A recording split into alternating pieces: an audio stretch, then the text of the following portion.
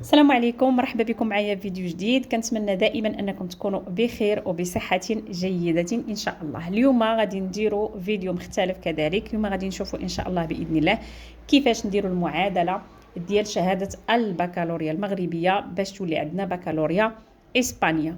وغادي نديروا كذلك دردشه على جميع الشواهد او التجارب سواء العمليه او لي ستاج هاد كاع اللي عندنا في المغرب، فممكن انكم نستافدوا منه في اسبانيا. اللي خاصنا فقط اننا نديروا لهم المعادله. اللي مهتم بهذا الفيديو كنتمنى انه يبقى حتى الاخر ديال الفيديو، لانه غادي يكونوا بزاف ديال المعلومات اللي مهمه. ومن التجربه ديالي انا، ولو انها بسيطه يعني هنا في اسبانيا، فلاحظت كاين خصاص في هذا المجال هذا. يعني الناس كيخليو هذيك التجربه ديالتهم وداك الشيء اللي قراو في المغرب كيحطوه وكيجيو كيبداو هنا من الزيرو. فهذا يعني خطأ. علاش؟ لان خاصنا نستافدوا من التجارب اللي عندنا في المغرب، والقانون الاسباني عاطينا الحق باش اننا نستافدوا من التجارب ومن الدبلومات اللي عندنا في المغرب.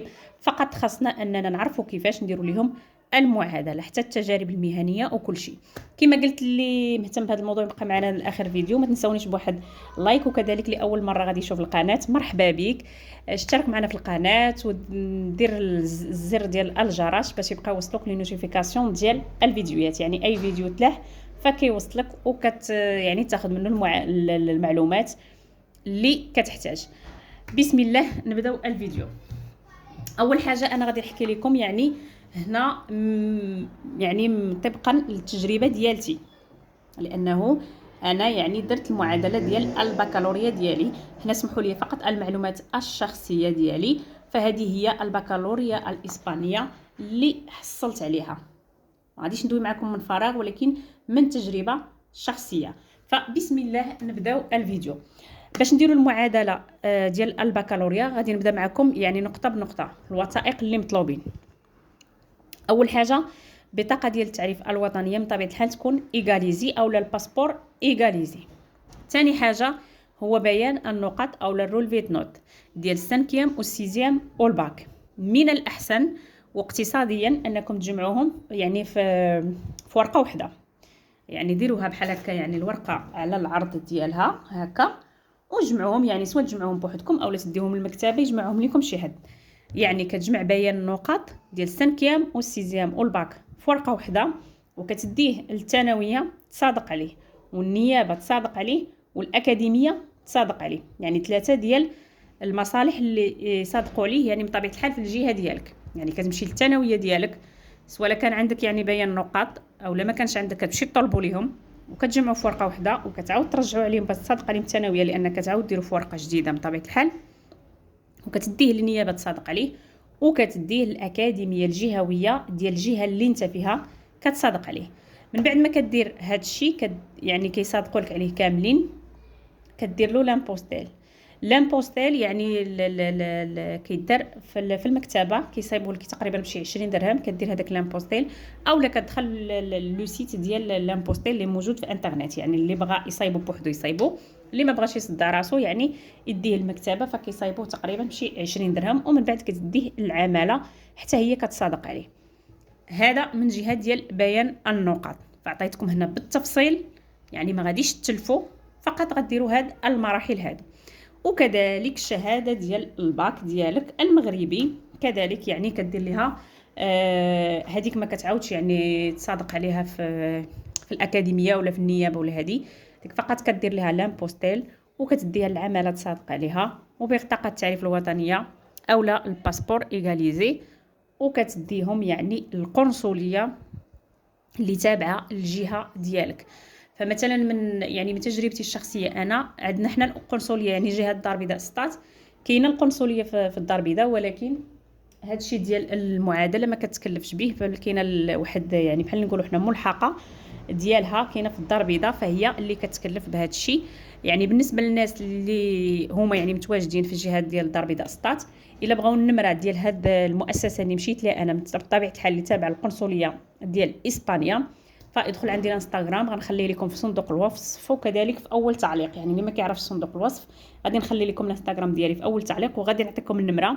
وكذلك لاي تساؤل من اي يعني اللي عنده اي تساؤل فمرحبا به في الانستغرام، غادي نجاوبه مباشره. هذه من جهه. يعني هادو هما الوثائق كامله والمراحل اللي غادي تدوزوا بها باش تاخذوا بكالوريا اسبانيا. فاش كتديو ليهم هاد الوثائق هادو، فكيعطيوك واحد كيتسمى البولانتي. هذا كتخدم به بحال اللي عندك الباك. يعني صحيت هما هذيك الساعه فاش كتديه ليهم يعني بحال اللي تيفيريفيو وتيعطيوك تيرجعوا عليك هذاك الورقه هذيك، اولا بحال يعني بحال الروسي كتخدم به الا كنتي مثلا جاي هنا لاسبانيا، اولا يعني الا كنتي هنا وبغيتي شي حد يصايبولك في المغرب، ما عليك الا تخلي ليه وكاله ضروري، يعني باش يحط لك هذا الشيء اولا باش يهز لك الباك.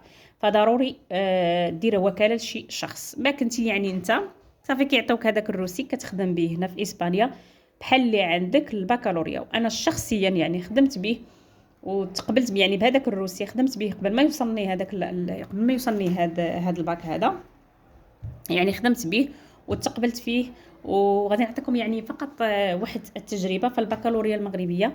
يعني هنا بالنسبه لاسبانيا صراحه تحترموا البكالوريا المغربيه، لانها فعلا يعني ماشي بكالوريا اللي معترف بها، وكما كنقولوا المهم تيريسبكتوها بزاف، لانهم تيحطوا لك حتى لامويان ديالك في هذيك الشهاده. يعني فهنا تيديروا لك حتى يعني شحال جايب في الباك. فيعني عندك الحق الولوج لاي معهد او لاي جامعه هنا في اسبانيا. يعني ما كيكونش عندك بحال البكالوريا الاسبانيه بحال البكالوريا المغربيه، وبعض المرات كتكون اكثر. الا كان عندك لامويان طالع فكتكون يعني عندها واحد لا فالور ولا واحد القيمه اكثر.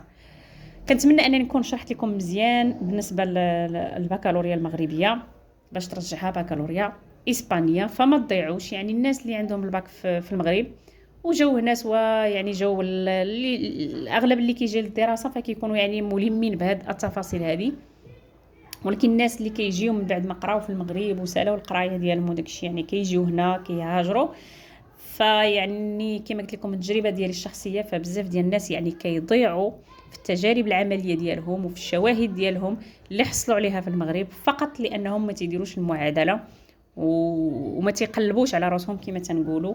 فيعني بالشواهد يعني بالتجربه المهنيه ديالك وبالشواهد ديالك في المغرب، فممكن كلهم تستافد منهم هنايا وما تبداش من الزيرو. يعني تخلي هذاك الشيء كامل اللي درتي في المغرب وتجي هنا تبدا من الزيرو بحال اللي ما عارف والو. فهذا خطا وكيديروه بزاف ديال الناس. انا صراحه من هذه التجربه القصيره ديالي في الغربه، فبزاف ديال الناس كيخليو كل شيء في المغرب كيجيو هنا تيبداو من الزيرو، فهذا خطا. علاش لا نستافد من التجربه ديالي نديرها في السي في ديالي، من الشواهد ديالي ندير لهم معادله ونستافد منهم. هذا من جهه. من جهه البكالوريا، من جهه اخرى يعني قلنا مثلا اللي عنده دبلوم ديال النجاره او الحلاقه او الميكانيك او هذاك كنقولوا حنا الكاليفيكاسيون، يعني الدبلوم ديال الكاترياماني او الدبلوم ديال النيفو باك، يعني تقني او تقني متخصص. هادشي كلشي كدار له المعادله، وكذلك ليستاج يعني التجارب المهنيه. يعني خدمتي مثلا عام عامين 3 سنين في واحد الشركه وعندك اتيستاسيون دو طرافاي ديالك، فكلشي هادشي ممكن انك تستافد منه، فقط عليك بالبحث. كنتمنى انني نكون فصلت وما خليت لكم يعني حتى شي تساؤل، وخصوصا بالنسبه للباك. فيعني اللي محتاج او لا باغي يدير المعادله ديال شي حاجه اللي من غير الباك، لان الباك تقريبا فصلت لكم فيه، فبقى يعني الشواهد الاخرى كيفاش كندير ليها. الا عندي شهاده ديال التكوين المهني او لا عندي شهاده يعني فقط في شي مدرسه حره، او لا يعني اي شهاده كما كانت، او لا اي تجربه او لا اي ستاج، فيتواصل معي في انستغرام ومرحبا بكم ونعاونكم واحد بواحد ان شاء الله. واحد الاشاره، العائله يعني ديال القناه بدات كتكبر، فكنبغي دائما نرحب بالناس الجداد والناس القدام، نتوما مالين الدار. فشكرا لكم على الناس اللي يعني كيتفاعلوا في القناه وكيخليوا لي كومونتير وكيخليوا لي جيم.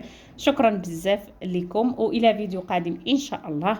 وكما قلت اي تساؤل في هذا المجال فادخلوا عندي في انستغرام، نخلي لكم في صندوق الوصف وكذلك في اول كومونتير. السلام عليكم والى فيديو قادم.